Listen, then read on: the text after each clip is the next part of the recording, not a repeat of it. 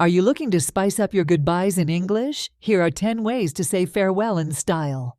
1. See you later, alligator. A fun and playful way to say goodbye to someone you'll see again soon. 2. Catch you on the flip side. A cool and casual way to bid farewell, implying you'll see them again soon. 3. Farewell, my friend. A more formal and heartfelt way to say goodbye to someone you care about. 4. Take care. A simple and caring way to say goodbye, wishing the other person well. 5. Until we meet again. A poetic way to express the hope of seeing the other person in the future.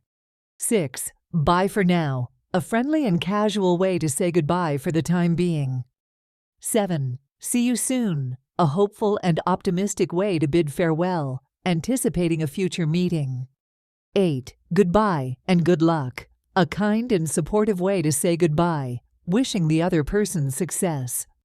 9. Adios, amigo. A Spanish-infused way to say goodbye to a friend, adding a touch of cultural flair. 10. Peace out. A trendy and laid-back way to say goodbye, adding a touch of coolness to your farewell.